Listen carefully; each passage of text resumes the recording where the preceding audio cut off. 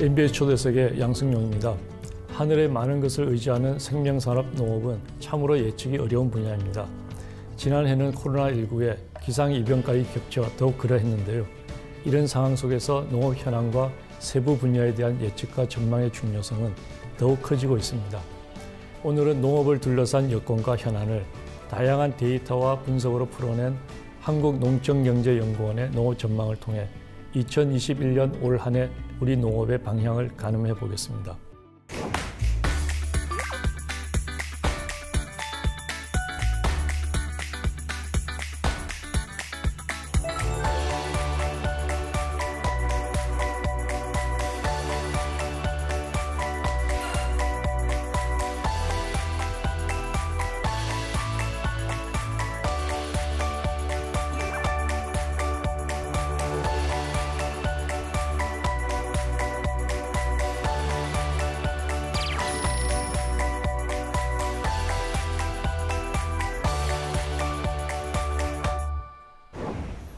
올해 농업전망대회는 코로나19 상황 속에서 비대면 온라인 생중계로 진행이 되었는데요.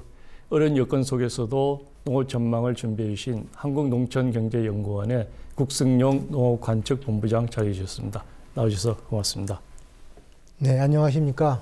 한국농촌경제연구원 농업관측본부장 국승용입니다. 농촌경제연구원의 농업전망이 올해로 24번째를 맞이했는데요. 농업 관계자들한테는 올해의 시작, 한 해의 시작을 우리 농업을 전망하는 이제 중요한 자리라서 많은 분들이 다 알고 계신데요. 일반 시청자들은 좀 생소할 수 있을 것 같습니다.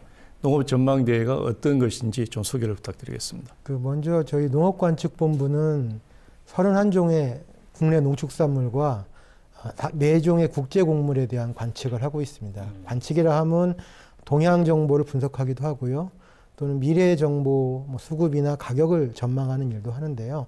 일상적으로 그런 업무를 수행하지만 매년 1월에는 한 해를 전망하는 농업 전망을 개최합니다.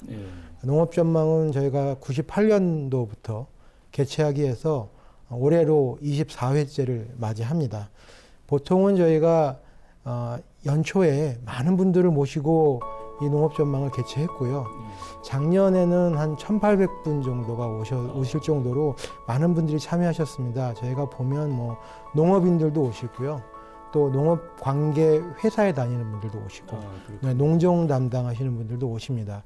작년에 저희가 이제 행사를 끝나고 아마 제 기억에는 그 농업 관련된 하우스 피복 관련된 회사 분이셨던 것으로 기억을 합니다.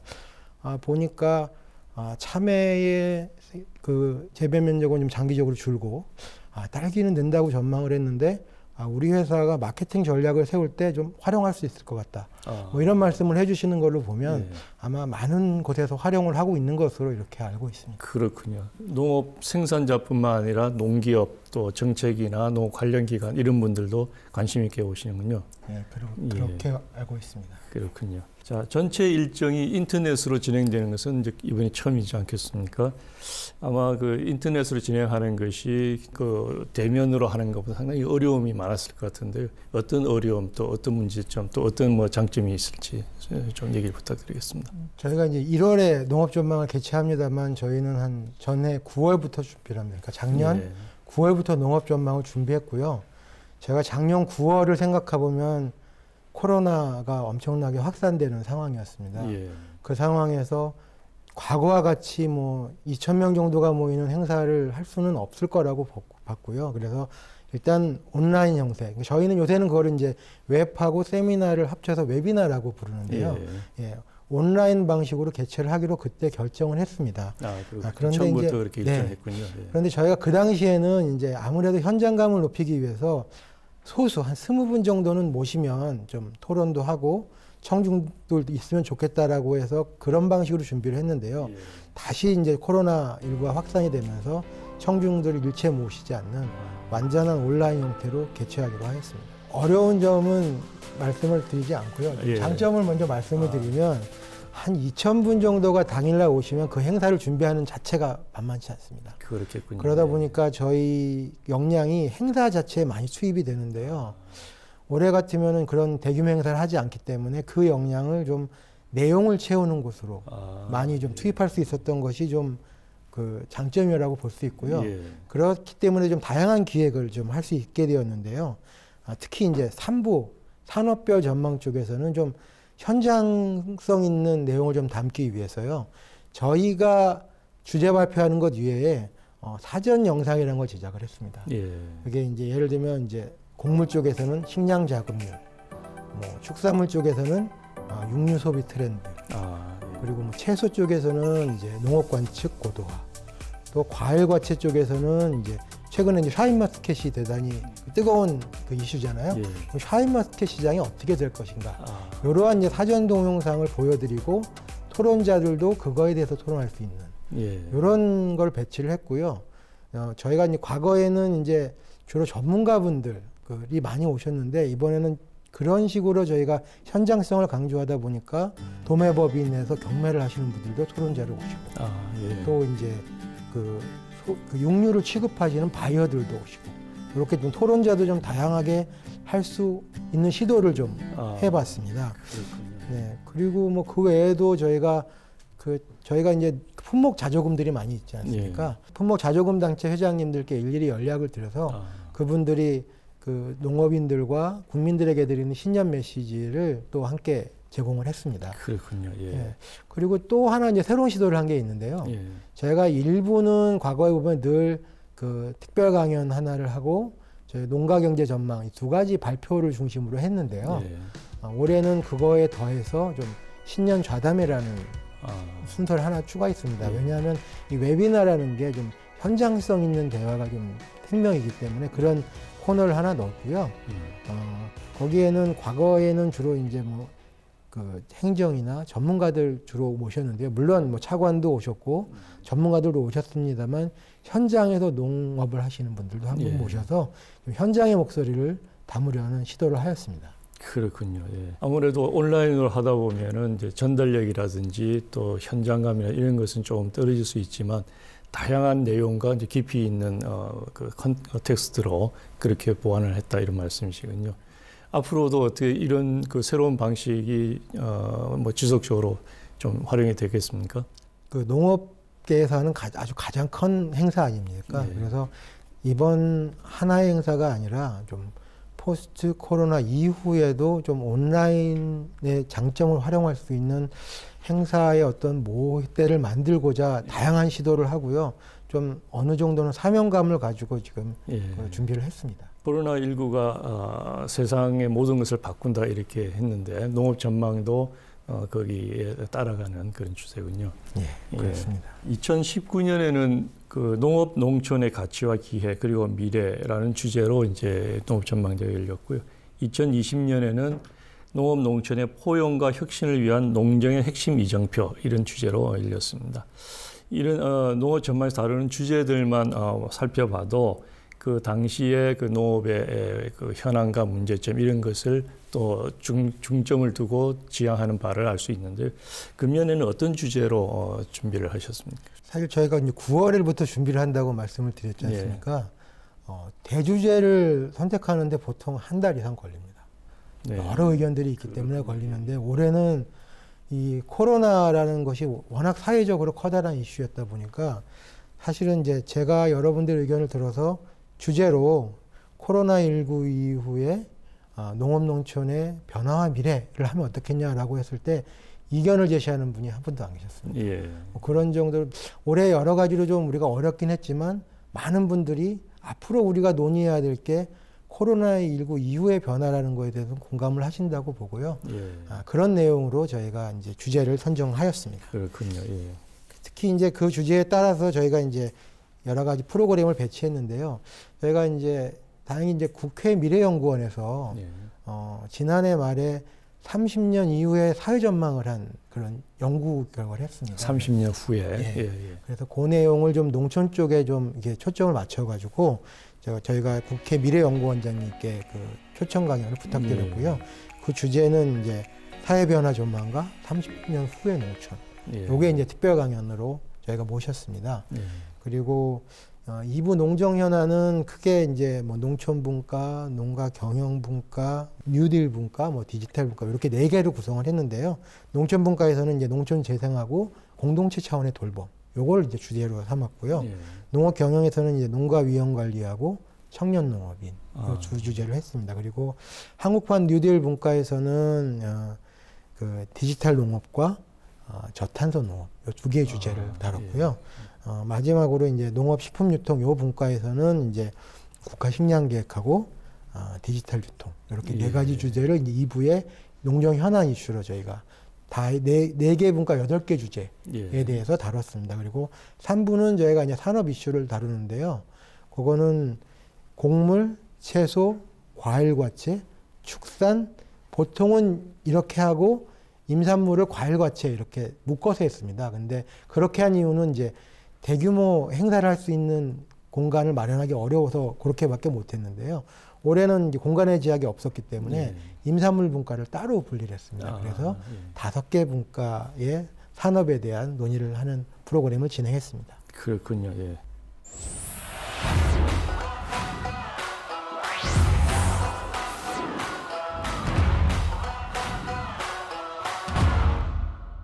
자, 이제는 좀 세부적인 내용으로 한번 들어가 보겠습니다. 예, 우선 본부장님께서 직접 발표한 주제죠. 2021년 농업과 농가경제 동향과 전망에 대해서 얘기를 좀 나눠보겠는데요. 역시 그 금년도 동향과 전망을 위해서는 지난해에 대한 파악이 우선이 돼야 되고 지난해는 코로나19를 빼놓고는 뭐 얘기가 안 되겠죠. 지난해 저희가 농업 전망을 개최한 날짜가 1월 22일이었습니다. 예. 그때까지만 해도 사실은 코로나가 이렇게 확산될 거라고는 아무도 예상하지 못했거든요. 예. 그런데 설을 거치면서 이제 코로나가 급격하게 확산되기 시작했고요. 2월이 되면서는 상당히 문제가 좀 심각한 상황이 이르렀습니다. 저희가 잘 이렇게 기억을 되돌려 보면 2월에는 저희가 입학식, 졸업식이 있는데 그렇죠. 그것이 다 취소되면서 화훼 농가들이 엄청나게 고통을 받았습니다. 그리고서는 이제 3월에 개학을 해야 되는데 개학이 4월로 미뤄지면서 학교급식 계약 재배를 했던 친환경 농가들이 판로를 확보하지 못해서 상당히 이제 어려움을 겪었고요. 그렇죠. 예. 그렇지만 이제 다행히도 이제 한 4, 5월이 지나면서는 빠르게 좀 이 농업 쪽은 좀 나름대로 이렇게 좀 안정을 찾았던 것 같습니다. 예.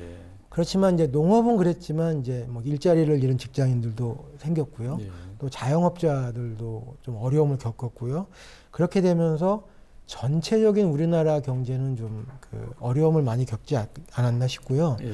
작년도 12월에 한국은행에서 이제 발표한 것을 보면 20년도 우리나라 경제는 한 마이너스 1.1%, 그러니까 1.1% 정도 이제 경제 그 규모가 줄어들었다 이렇게 보고 있습니다. 물론 이제 마이너스니까 뭐 좋다고 볼 수는 없겠지만 세계적으로는 한 마이너스 5% 정도를 보고 있다 그러면 그래도 우리나라는 좀 다른 나라에 비해서는 좀 경제가 좀 선방을 했다. 상대적으로. 네, 이렇게 좀 생각할 수 있겠습니다. 그렇군요. 작년에 코로나 사태에도 그 농산물 판매는 선방을 했다 이렇게 뭐 얘기를 해주셨는데 그 원인은 혹시 어떻게 분석을 하고 계신가요? 초기에는 상당히 충격을 겪었는데요. 저희가 뭐 다 아시다시피 K-방역이라고 하면서 좀 사회가 좀 빠르게 안정이 됐습니다. 그래서 처음에는 이제 학교급식이나 회사급식, 음식점 소비가 급격하게 줄어들어서 야 이거 걱정을 많이 했는데요. 그 소비가 사실은 집밥을 많이 드시는 형태로 전환이 되면서 사실은 전체적인 농산물 소비는 크게 줄지 않았다고 봅니다. 저희가 이제 데이터를 좀 보면은요. 대형 유통업체나 음식점의 매출은 뭐 분명히 줄었습니다. 하지만 거주지 인근의 소규모 소매점 매출은 또 늘었거든요. 그리고 여러 가지 조사를 해보면 뭐 쌀이나 고기 소비가 그렇게 줄지 않은 것으로 보여져서 전체적으로 좀 농산물 소비는 줄지 않았습니다. 그래서 좀 코로나19에 의한 영향은 상대적으로 적었지만 다른 영향이 좀 있었던 것이 기상 영향이었습니다. 그렇군요. 그러니까 작년도 겨울이 대단히 따뜻했거든요. 그래서 개화가 일찍 됐습니다, 과수가. 그런데 늦은 봄에 갑자기 좀 냉해가 오면서 과수 피해가 되게 대단히 컸고요. 또 여름철 장마가 좀 사상 유례 없이 길었기 때문에 그 여름철 작물들이 생산량이 줄고 가격은 오르고 또 가을이 오면서 태풍이 몇 차례 지나가면서 쌀 생산도 차질을 빚고 뭐 이런 일들도 있었고요. 물론 저희가 아프리카 돼지열병 방역은 상당히 성공적으로 잘하고 있습니다만 연말에 가면서 이제 고병원산 조류 인플루엔자가 발병해서 좀 축산물 생산에도 위축이 되고 뭐 이런 영향들은 있었던 것 같습니다. 근데 제가 이렇게 말씀드리면 이렇게 안 좋은 일만 있었던 것 같은데요. 예.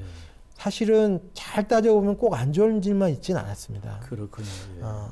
대표적으로 보면은 저희가 이제 공익직불제를 예를 들 수가 있겠습니다. 예. 이건 문재인 정부의 주요한 농정이기도 한데요. 예.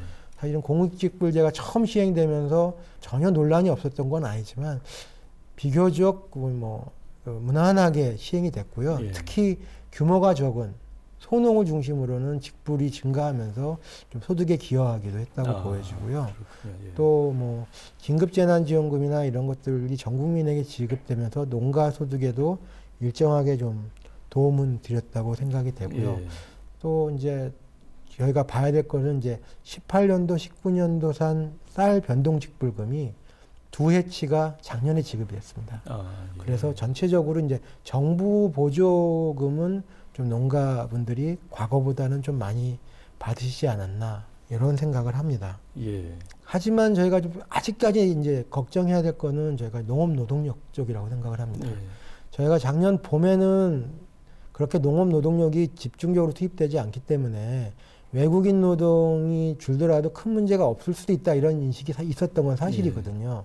그런데 여름이 돼서 채소 수확도 하게 되고 뭐 과일 쪽의 일도 늘면서 이 외국인 노동력 부족이 상당히 좀 생산 차질 쪽에 영향을 줬고요. 예. 특히 이제 노동력을 구하기도 어렵고 노임 단가는 올라가고 이런 일들이 벌어져서 이거는 코로나19가 전 세계적으로 극복될 때까지 지속될 수 있는 현상이기 때문에 좀 우리 농업이 좀 극복해야 될 과제라고 생각합니다. 그렇군요. 예. 역시 우리 이제 어떤 상황에서든지 먹어야 되기 때문에 소비 측면에서는 그에 위축되지 않았지만 생산 측면에서는 이제 기후라든지 또 노동력이라든지 이런 문제가 있어서 다양한 문제들이 여전히 있었다 이런 말씀이시네요. 네, 그렇습니다. 그렇다면은 지난해 우리 농업의 전체적인 성적표랄까요? 그걸 어떻게 정리를 할 수 있겠습니까?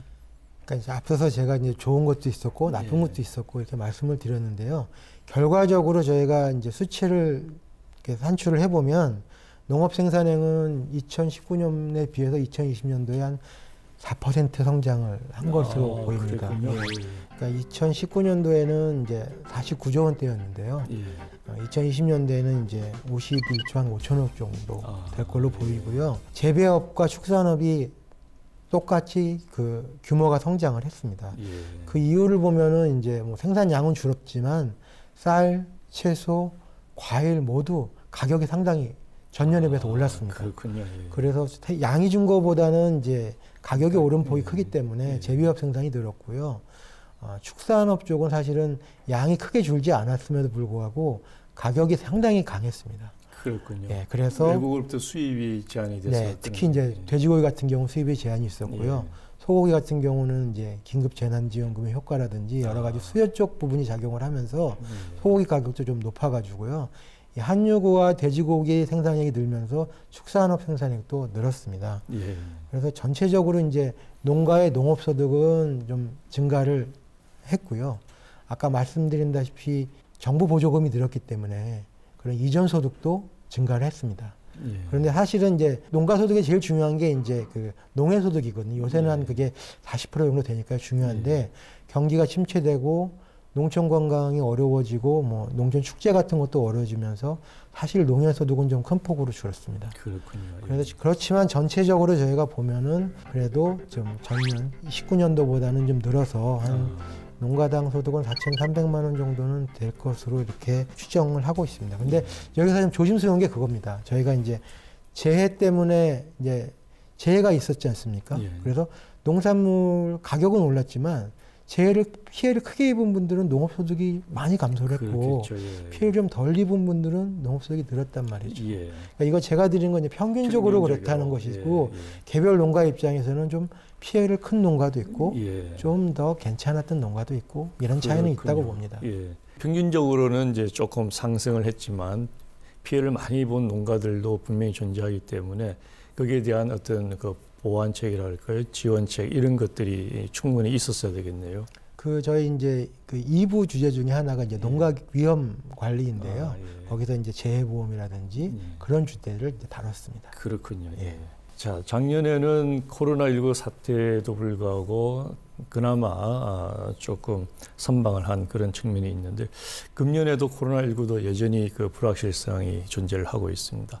금년도 2021년의 국내 경제 전망 어떻게 보십니까?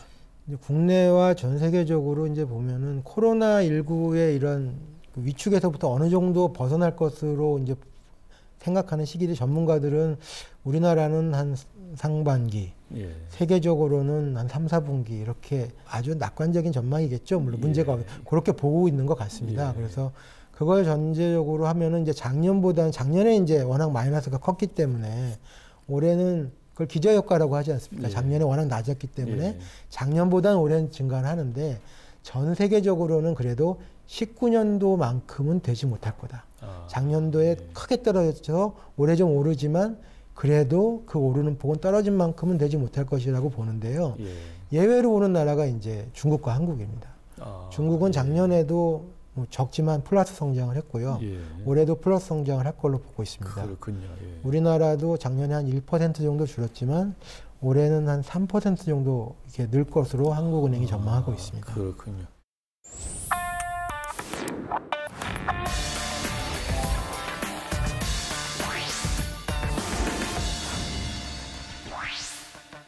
금년도 그 코로나19 사태로부터 이제 세계 경제가 좀 회복을 하지만 그 중에서도 중국과 한국 경제는 조금 더 큰 폭으로 상승할 것 같다 이렇게 전망을 해주셨는데요. 자, 그러면은 2021년 이제 농업의 동향은 어떤지 한번 전망을 해주시죠. 농가 인구는 사실은 다른 농업 생산하고 달리 좀 감소합니다. 그러니까 농업 생산이 증가하는데도 불구하고 농가 인구가 감소하는 거는 그 농업 경영 여건이 안 좋기 때문이거든요. 저희가 보기에는 농가 수도 100만 호 밑으로 떨어지지 않겠나 이렇게 전망을 하고 있고요. 100만 호 밑으로 떨어질 거로 보고요. 그 이유는 아까 방금 말씀드린 대로 이제 경영 여건이 어렵기 때문입니다. 농업 생산액은 증가하지만 농업에 투입되는 경영비가 더 큰 폭으로 증가하기 때문에 이런 이제 경영 여건이 나빠져서 농가 수가 줄어드는 것으로 보여지고 있고요. 다만 이제 저희가 농림업 취업자 수는 계속 증가하고 있거든요. 요거는 농가 인구가 주는데 농림업 취업자 수가 는 반대로 증가하는 현상이 있어서 이거에 대해서 이제 여러 가지 논란이 있는데요. 저희가 취업자 수가 증가하는 것은 뭐 바람직하긴 한데 그걸 마냥 좋다고만 보기는 어려울 것 같습니다. 저희가 취업자라고 기준은 뭐냐면 일주일에 1시간 정도 일하면 취업자로 보거든요. 그리고 취업이라고 하면은 가족 무급 노동도 취업으로 보기 때문에요. 좀 실업을 하시는 분들을 저희 농업이 좀 어느 정도 안전망으로 받아들이고 있다고 봐야지 지금 현재 농업이 취업자 수가 증가해서 대단히 그 밝은 미래가 있다 이렇게 볼 수는 없고요. 다만 이제 취업자 수가 증가하고 있으니 이분들이 농업을 통해서 좀 더 그 좋아질 수 있도록 상용 근로가 늘어나고 농업 여건이 좋아지고 이런 노력은 필요하다고 봅니다. 그렇군요. 농가 수가 준다는 것은 이제 경영자 수는 이제 줄고 그 대신에 이제 고용 노동력 수는 이제 늘어난다. 뭐 이렇게 볼 수 있는 거예요. 고용 노동과 이제 가족 무급 노동력이 늘어난다. 저희가 이제 농업 생산에 대해서 말씀을 드려야 되는데요. 제가 이제 생산액을 산출하는 방식이 좀 특이합니다. 그러니까 저희가 쌀 같으면은 뭐 10월에 수확이 되지만 보통 11월, 12월부터 그 다음에 10월까지 유통이 되지 않습니까? 이건 저희가 유통연도라고 얘기하지 않습니까? 그러니까 이 유통연도로 저희가 생산액을 쪼갭니다. 그러다 보니까 쌀이나 뭐 사과배나 이런 것들은 가격이 지금 높은 상태인데 그걸 내년 이제 유통연도 쪼개게 되면은 내년도에 생산이 좀 늘어서 가격이 떨어지더라도 전체적인 생산액은 이제 올라가는 이런 효과가 있을 것 같아요. 그러니까 1년에 한 번 생산되는 애들은 유통연도별로 이제 계산을 하고 이게 이제 통계청이 이제 농가 판매 지수를 그렇게 산출하거든요. 그래서 약간 착시는 있을 수 있긴 한데요. 그래 이 영향으로 이제 재배업은 어느 정도 성장할 것으로 이렇게 보고 있고요. 축산업은 이제 한우가 아마 암소 도축이 좀 증가할 것 같아서 좀 도축량이 증가해서 가격이 좀 떨어질 걸로 보고 있고요. 돼지고기 같은 경우에는 이제 지금 모돈이 적어서 도축량은 감소를 하는데 수입이 좀 늘어나면서 그 가격 상승폭이 좀 크지 않을 것으로 봅니다. 그래서 이쪽 이제 이 돼지고기나 한우고는 좀 생산이 주는데요. 이 AI로 인해서 가금류 사육 수가 줄어들기 때문에 이쪽이 좀 큰 폭으로 생산이 상승하거든요. 그래서 축산물도 줄어들지는 않을 것으로 이렇게 보고는 있습니다. 그래서 저희가 작년도에는 저희가 한 4% 생산액이 늘었는데요. 저희가 캐스모라는 저희가 그 농업 관련된 그 경제 예측 모욕이 있는데 그걸 돌려보면 한 2% 정도, 한 1조 원 정도 이렇게 생산액이 증가할 것으로 보고 있습니다. 그렇군요. 자, 양적인 측면이 이제 농가 인구 생산량 이상으로 중요한 것이 이제 농가 소득 또는 농업 소득이 될 것 같습니다. 농가 소득이 높아지면 이제 농업 인구도 좀 유입이 늘어날 것 같고요. 그런데 농가 소득에 대한 전망은 어떻게 하고 계시는지요? 작년하고 양상이 좀 많이 바뀝니다.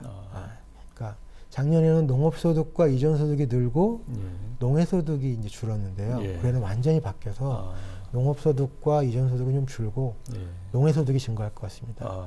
농업소득이 줄어드는 이유는 이제 국제 유가도 좀 오르고 사료값도 오르고 해가지고 생산액은 증가하지만 비용이 증가해서 소득이 좀 줄어들 것으로 보고 있고요. 이전 소득은 작년도에 이제 워낙 그 코로나 등등으로 해서 이제 정부 지원금이 많았기 때문에 그 정도 수준까지는 이르지 못할 것으로 봅니다. 그래서 두 가지가 줄긴 하지만 하반기부터 경기가 회복되면 농촌 관광이나 이런 것들이 활성화되면서 농해소득이 증가할 것으로 보여지는데요. 농해소득이 전체 농가소득에서 한 40% 차지하기 때문에 이 증가폭이 이 두 가지 감소폭을 좀 상쇄를 해서 농가소득은 좀 소폭 증가할 것으로 그렇군요. 작년에는 국제 유가도 뭐 사상 최저 수준이었고 곡물 가격도 좀 낮은 편이었는데 최근 들어서 국제 곡물 가격이 이제 지금 상승을 하고 있지 않습니까? 그것이 우리 사료 가격에 또 영향을 미칠 것 같습니다. 그런 측면에서 생산비가 좀 많이 상승할 전망을 하고 계시는군요. 네, 그렇습니다.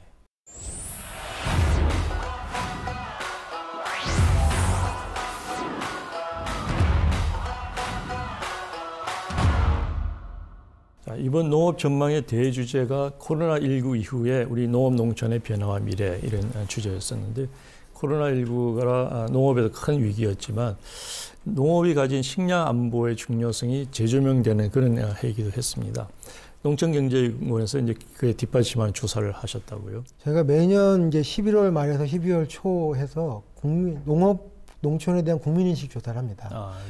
이렇게 농민들은 한 1,500분, 그리고 도시민들은 1,000분 좀 넘게 이렇게 조사를 하는데요.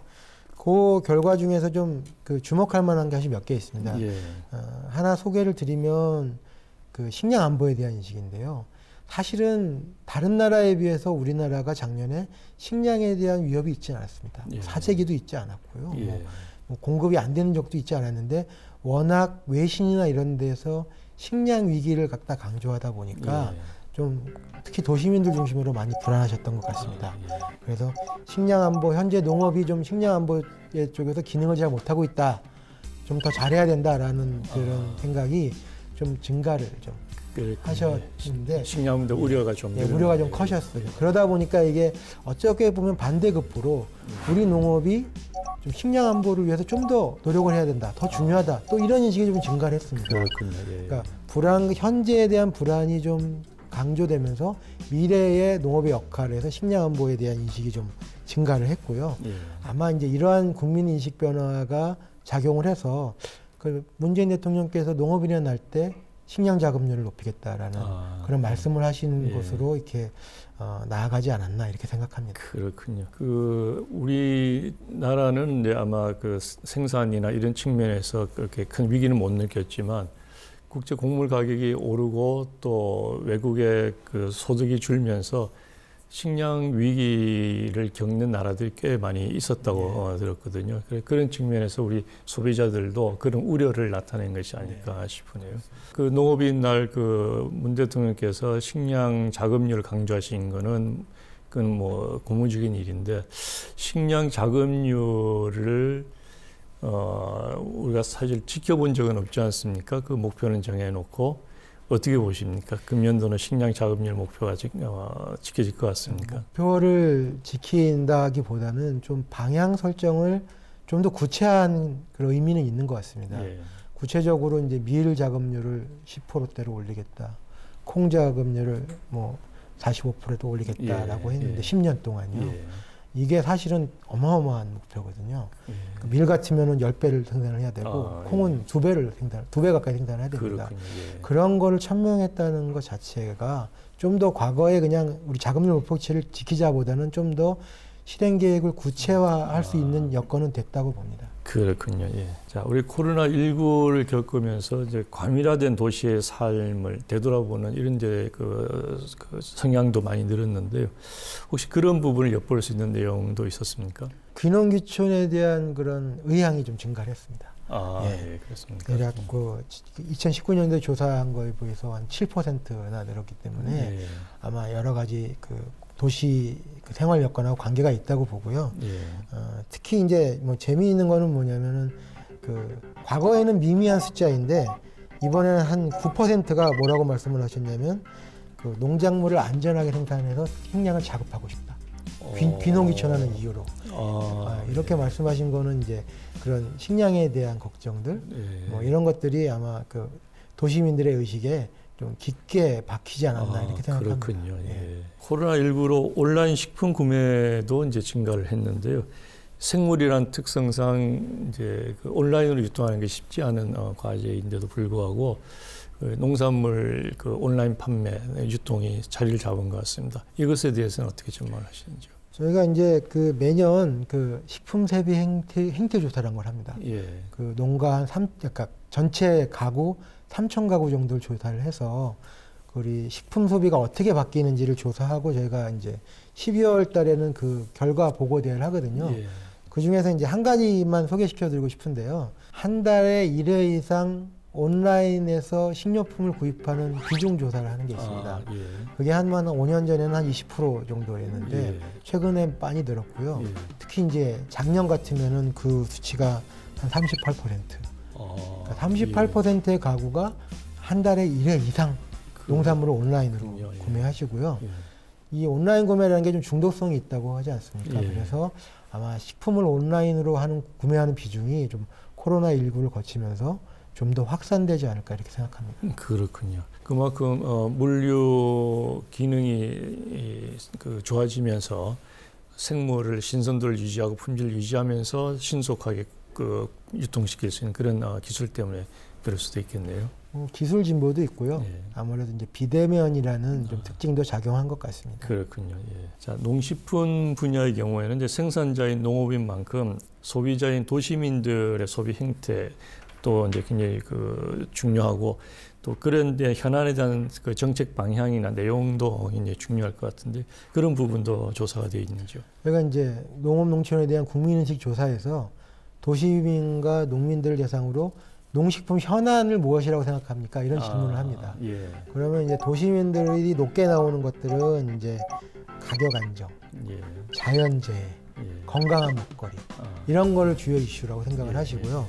농민들은 이제 자연재해, 기후변화, 농민수당, 공익직불 이런 거를 이제 중요한 이슈라고 생각을 합니다. 그렇군요. 예. 이제 결과를 보면 이제 도시에 사시는 분들은 아무래도 식품과 관련된 이슈에 관심이 많으시고요. 농민들 같은 경우에는 이제 농업과 또 이제 경영 안정 여기에 대한 관심이 좀 높은 것으로 이렇게 분석할 수 있겠습니다. 그렇군요. 거기에 따라서 우리 정책 방향도 어떤 뭐 제안이나 이런 것이 있었을까요? 저희가 이제 그 한국농촌경제연구원이 매년 1월에 이제 농정 10대 이슈, 그 해에 기대되는 농정 10대 이슈를 발표를 합니다. 저희가 크게 그 분야를 이제 나눠보면은 한 3개 정도로 그 이슈가 이제 나눠질 수 있는데요. 현재 좀 잘 되고 있는 정책을 좀 더 어떻게 잘할 것이냐. 예를 들면 이제 공익직불을 어떻게 선택직불까지 넣어서 좀 더 발전시킬 것이냐. 뭐 이런 주제들 같은 게 있을 수 있고 또는 이제 좀 미래지향적으로 좀 더 우리가 준비해야 될 것들. 예를 들면 뭐 농촌의 공간계획이라든지 아니면 정부가 발표한 2050년 탄소 중립이라는 걸 목표로 할 때 우리 농업은 어떻게 대응해야 될 건지 이런 걸 지금 당장은 뭐 좀 어렵겠지만 계획을 만드는 단계 이러한 이슈들이 하나 있을 수 있고요. 또 마지막으로는 이제 우리가 지속 가능한 발전을 위해서 혁신해야 될 것, 뭐 디지털 농업이라든지 뭐 이런 것들을 묶어서 저희가 이제 10대 이슈를 발표를 했습니다. 예, 그것도 흥미있는 이슈가 되겠네요.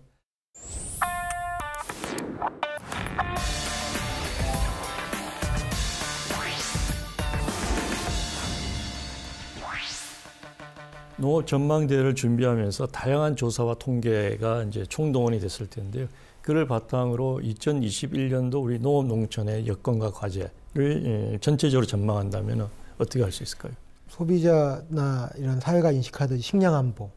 예. 여전히 이제 올해 이제 국제 곡물 가격도 오르고 예. 또 식량 안보에 대한 뭐 중요성들도 강화되고 있기 때문에 예. 그러한 것에 대한 대응하는 것이 하나 좀 중요한 여건이라고 보거든요. 식량 안보. 네. 예. 그리고 이제 아무래도 그 기후 변화 이런 예. 것들이 좀 예상이 되고 예. 또 기후 변화에 대응하기 위해서 이제 탄소 중립 이런 관심들이 있기 때문에 그에 대한 대응을 찾는 것도 중요하다고 생각합니다. 그렇죠. 금년부터 그 파리 협약이 이제 발효가 되는 거거든요. 네, 공식적으로 이제 진행이 되기 때문에 그리고 우리 국가적인 아젠다로 이제 탄소 중립을 하기 때문에 그런 것도 중요하겠네요. 사실은 이제 많은 분들이 우리 문재인 대통령이 2050년 탄소 중립을 선언하면서 좀 의아해 하셨을 수도 있는데요. 예. 사실은 EU 같으면 2019년도에 선언을 했고 예. 일본과 중국도 같은 선언을 작년에 했습니다. 그렇군요. 중국 같은 경우는 이제 2060년까지 탄소 중립을 하겠다고 선언을 했고 예. 대부분의 주요 국가들이 다 탄소 중립 선언을 했습니다. 그렇군요. 탄소 중립은 거스를 수 없는 대세다 이렇게 볼 수 있겠네요. 네, 그것이 이제 당장 뭘 한다기보다는 그러한 논의를 하는 것이 되게 중요한 시점이라고 보고요. 예. 예. 그리고 이제 농가 인구의 고령화라든지 농업 노동력 확보 이런 것도 상당히 이제 중요한 여전히 중요한 그런 이슈가 되겠네요. 네. 그리고 이제 사실은 이제 뭐 이슈에서 좀 벗어날 수도 있는데요. 사실은 2021년이 유엔이 정한 채소와 과일의 해입니다. 그건 또 무슨 의미일까요? 예, 그 왜 그렇게 2019년도에 정했는데요. 왜 그렇게 정했냐 보면 영양 측면에서 이 고른 영양 섭취에서 이 채소와 과일의 중요성을 인정을 했고요. 예. 또 하나는 이제 저소득층들도 채소와 과일에 접근할 수 있도록 노력해야 된다. 예. 이러한 이슈를 유엔이 대단히 중요하게 얘기하고 있고요. 우리 농업도 올해 좀 참고를 해야 될 이슈 중에 하나다 이렇게 생각합니다. 그렇군요. 예. 자, 우리 농촌경제연구원에서는 앞서 살펴본 이제 그 대외적 여건과 주위 현안 이런 것을 고려해서 매 10대 농정 이슈를 선정하고 있지 않습니까? 금년도에는 어떤 것들이 선정이 됐습니까? 첫 번째는 이제 농촌재생 추진이고요. 두 번째는 국가 식량계획 수립입니다. 세 번째는 선택직불 확대 방안 마련이고요. 네 번째는 2050년 탄소 중립 실현을 위한 농업 부분 계획 수립입니다. 다섯 번째는 데이터 기반 노지 스마트팜 확대를 선정했고요. 여섯 번째는 온라인 도매 유통 체계 확산입니다. 일곱 번째는 청년 농업인 농지 지원 확대이고요. 여덟 번째는 외국인 농업 근로자 수급 안정과 농작업 대행 확대입니다. 아홉 번째는 농업 재해보험 고도화를 선정했습니다. 끝으로 열 번째는 스마트 농촌 구현으로 10개의 과제를 선정했습니다. 몇 가지만 좀 이렇게 제가 이제 말씀을 드리면, 제일 첫 번째로 저희가 새롭게 제기하고 있는 건 이제 농촌 재생입니다. 앞서서 이제 귀농귀촌이 늘어날 거라는 말씀도 드렸는데, 사실 귀농귀촌뿐만 아니라 이미 농촌에 많은 분들이 살고 계시기 때문에 이 농촌을 살기 좋은 공간으로 만드는 것이 참 중요합니다. 그동안 이제 저희가 많은 노력을 해왔지만 사실은 좀 아직 좀 부족하다 이런 인식들이 많이 계신 것 같고요. 저희가 생각하는 농촌 재생은 이제 공간에 대한 계획, 공간 계획에 따른 어떤 하드웨어 같은 것의 확보, 그리고 공간을 농촌을 활성화시킬 수 있는 투자와 뭐 인적 자원과 네트워크, 사회적 경제 이런 걸 좀 포괄을 해서 좀 농촌을 재생하기 위한 좀 뭐라 그러나 좀 종합적이고 전방위적인 노력을 좀 시작해야 되지 않나 이런 문제 제기를 지금 하고 있습니다. 그게 꼭 농업 농촌의 차원에서보다는 전체 국토를 경영하는 그런 차원에서도 그게 중요한 이슈가 되겠네요. 네, 맞습니다. 국토 균형 발전에서도 대단히 중요한 이슈라고 생각합니다. 그 식량 안보도 얘기를 해주셨는데 그 국가 식량 계획 수립 이것은 이제 식량 안보에 대한 우려를 반영한 것 같습니다. 자, 코로나19와 같은 이제 비상 상황, 다행히 우리는 작년에 그런 상황은 없었습니다만은 앞으로 이런 그 팬데믹이 더 자주 더 심각한 상황으로 올 수 있다 이런 우려가 있거든요. 자, 그런 상황에서 우리는 어떤 식량 안보 대안들을 가지고 있을까요? 저희가 이제 작년에 코로나19에 대응을 해서 좀 알려지진 않았지만 사실은 거의 매주 이 곡물 수급과 관련된 비상 회의를 했습니다. 그래서 저희가 여러 가지 논의를 한 결과 우선적으로는 국내의 곡물 생산을 좀 늘려야 된다. 예. 이것이 이제 중요하다고 봤고요. 그것이 이제 그 지난해 문재인 대통령께서 농업인의 날 때 선언하신 쌀 현재의 작업률을 유지하면서 예. 콩과 밀의 작업률을 10년 동안 좀 획기적으로 높이자. 아, 그래서 그와 관련된 구체화된 계획과 사업이 좀 추진될 것으로 보고요. 그렇군요. 예. 그럼에도 불구하고 사실은 저희가 수입을 없이 곡물을 조달할 수는 없습니다. 그래서 예. 뭐 지금처럼 이제 뭐 시장에서 확보하는 방법도 있지만 해외 농업 개발 같은 걸 통해서 저희가 좀 유사시에 들여올 수 있는 그런 해외 농업 자원을 확보하는 것, 이것도 추진해야 된다고 봅니다. 예. 근데 이제 여기 이제 국가 식량 계획은 요 정도에 끝나는 건 아니고요. 예. 저희가 이제 뭐 로컬 푸드나 또는 이제 그 먹거리 선순환이라고도 하는데 지역 차원에서 좀 그 먹거리를 잘 순환하고 공급할 수 있는 체계. 아, 예. 그리고 이제 먹거리 소외계층이라고 그러지 않습니까? 예. 좀 소득이나 이런 것 때문에 좀 먹거리를 충분히 그 구입하지 못하는 분들이 안정적으로 양질의 먹거리를 드실 수 있도록 하는 좀 먹거리 접근성 확보. 예. 이런 것들도 이제 국가 식량 계획에 다 포함될 것으로 이렇게 예상하고 있습니다. 그렇군요. 예. 자, 포스트 코로나 시대에 이제 농산물 유통에서도 이제 비대면 유통이 이제 뭐 더 확대가 될 것 같은데 온라인 유통, 온라인 도매 이런 쪽에서는 어떤 이슈와 준비들이 있을까요? 코로나19 확대되면서 아까 말씀드린 대로 온라인 유통이 늘긴 늘었습니다. 예. 그런데 그 온라인 유통이라는 게 대부분 이제 소비자하고 생산자 간에 이제 어떻게 보면 우리가 소비자, 생산자 직거래, 그걸 이제 B2C라고 하지 않습니까? 그런 것 중심으로 늘었는데 이 농산물 유통이 온라인 쪽으로 좀 더 확대되기 위해서는 기업 간 거래, 우리가 흔히 B2B라고 하는 또는 도매 거래 쪽이 늘어야 된다고 생각을 하고요. 물론 이제 농산식품유통공사에서 사이버 거래소도 운영을 하고 있고 작년에 이제 농협이 온라인 거래소도 운영을 하긴 했습니다. 그래서 그런 처음 그 시작자분들이 있었지만 특히 이제 우리 공용도매 시장이 이제 온라인 거래로 도매 거래로 들어가야 이 전반적인 그런 온라인 거래가 확산될 수 있다고 보고요. 그와 관련된 다양한 이제 그 노력이 이루어질 거로 보여지는데요. 일단 제도 개선 같은 것들이 좀 필요하다고 보고요. 그거 말고도 좀 물류기지 등으로 도매시장을 활용을 할 수 있는 그 도매시장의 기능 재편 이런 논의도 좀 시작이 되어야 되지 않나 이렇게 생각합니다. 예. 자, 농촌경제연구원에서 하고 있는 농어전망대회 외에도 관측본부가 상시적으로 하는 업무들이 있을 것 같습니다. 어떤 업무들인지 좀 소개를 해주시죠. 네, 농업전망은 저희가 이제 1월 달에 1년에 한 번 하는 것이고요. 저희가 매월 농업 관측보를 만듭니다. 저희가 2월부터 준비를 해가지고 3월부터 이제 농업 관측보가 나가는데요. 보통 한 25일경에 축산관측보가 나가고요. 그러니까 2월 25일경에는 축산관측보가 나가고요. 3월 1일부터는 매달 1일에 채소관측보가 나가고요. 이제 5월자로는 과일과채관측보가 나가고요. 이제 쌀이나 곡물은 이제 매월 나가기보다는 그 특정 시기에 나가는데 보통 이제 25일에서 30일 사이에 중요한 시기에 이제 곡물 관측보가 나갑니다. 그리고 요거하고는 국내 곡물 말고도 매달 이제 국제 곡물 관측보가 나가는데요. 그거는 매달 말일. 그러니까 밀, 옥수수, 콩, 쌀에 대한 국제 농물 관측보를 저희가 발간하고 있습니다. 그렇군요. 그러니까 거의 농업에서 생산하는 거의 대부분 품목에 대해서 관측을 하고 있다 이렇게 볼 수 있겠네요. 네, 그렇습니다. 예. 자, 우리 한해 농업 전망에 대한 다양한 얘기를 나누다 보니까 벌써 시간이 다 됐는데 마지막으로 농업 전망을 총괄했던 연구자로서 소감이라고 할까요? 또 2021년 우리 농업 생산자, 소비자 또 정부에게 하고 싶은 얘기가 있으면 해주시죠. 저희 농업 그 관측본부에 약 80여 명의 직원들이 일을 하고 있습니다. 다들 전문가들이죠. 그 사람들이 뭐 길게는 9월, 집중적으로는 12월부터 정말 저희가 활용할 수 있는 모든 정보를 최대한 활용해서 저희가 최선의 노력을 다해서 전망을 했습니다. 물론 결과를 보면 좀 틀리는 내용도 있을 거라고 생각됩니다. 하지만 현 상황에서는 저희가 최선의 정보를 제공하기 노력을 했고요. 저희가 드리는 저희 농업 정보를 활용을 하셔서 영농 활동과 어떤 농 관련 기업 활동에 좀 많이 활용하시고 도움이 되었으면 좋겠습니다. 저희는 항상 현장에 그 목소리에 귀를 기울이고 있고요. 여러분들의 이야기를 좀 최대한 들어서 농업 발전에 기여하는 그런 농업 관측이 될 수 있도록 예. 앞으로도 노력을 하겠습니다. 감사합니다.